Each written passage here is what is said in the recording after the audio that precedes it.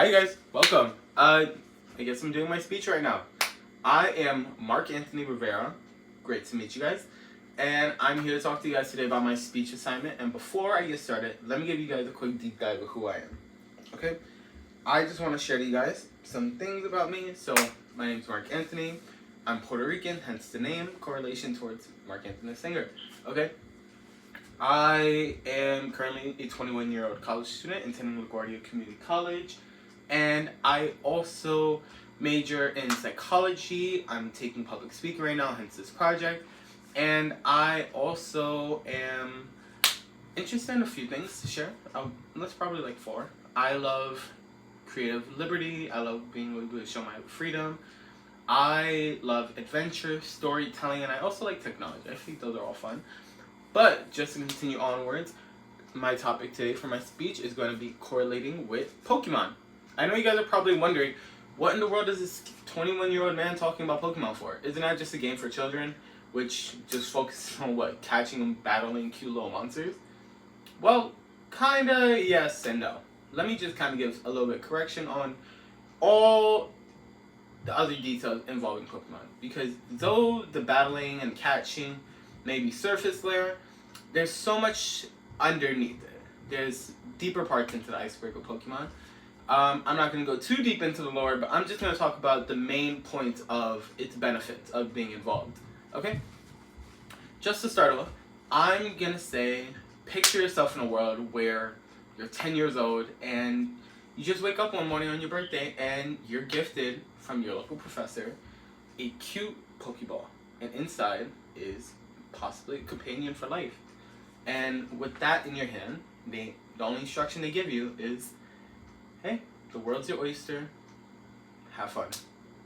That's the idea of Pokemon. That's what they introduced you to in the beginning of all their main series online virtual video games.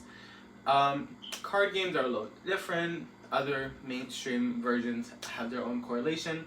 But the main aspect is living your freedom, doing what you enjoy, having the choice of how you want your story to go with different ways of adjusting your story by modifying a team, having your perfect correlating, style with your characters now. And to continue on, Pokemon focuses on, maintaining a lot of skills. Playing Pokemon, being alongside with the community, Pokemon teaches you skills that focus on assessing and evaluating strengths and weaknesses, while also trying to figure out the best way to achieve your goals. Okay? To put into connection of the game, starting from the game, your ultimate goal is to complete the Pokédex. And on that way to complete the Pokédex, you battle with gym leaders, trainers, and other people that help support you alongside your way. Depending on the way you want to do it, it can determine your speed of achievement. Okay? So that's why it takes time for you to figure out which pathway you'd rather choose. And just to continue onwards, Pokemon is not just a solo game. Pokemon has developed a large branch of a community globally. Pokemon has more than millions of loyal, dedicated fans who are just consistently happy for everything they accomplish and they do. Pokemon can play major impacts into people young and old, and I'm one to share. When I was in elementary school, I remember one day my mom took long to pick me up, and I had my Nintendo DS when we were playing Pokemon. All of a sudden, me being by myself, having nearly no friends, sitting alone waiting for my mom, I was able, in a span of 30 minutes, develop 3 new friendships over a simple little game based on our similarities. And from then on, Pokemon has then grown out by developing larger amounts of merchandise, which just represents your embrace of their franchise, embracing the sort of meaning they have towards their purpose. And with that sort of, exposure regarding merchandise, it's just a introduction to meeting new people, because the people who knows what Pokemon is are going to be easily recognizable to what you're doing or what you have or what you're wearing, whether it's a backpack, whether it's a t-shirt, whether it's a hat. It's Pokemon's nearly a sentence starter into a greater introduction. Okay?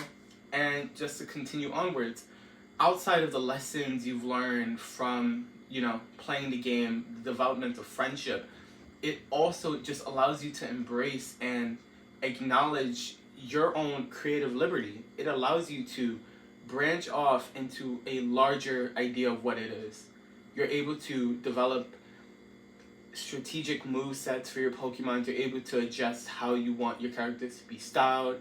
You are given the chance to make this small game into anything you'd want it to be, really. And it's really more proven while the time continues going on with the further development of an open world concept. And just all this to kind of share. Imagine, you sorry, I'm just catching up on time. You have the liberty to do what you need and achieve what you want to achieve with the inclusion of open world concept, and that's really the greatest part of it, having the freedom, and that's what they've been fighting for, within the time of just development. Okay? Now to close this off, I would just like to say, good luck, trainers.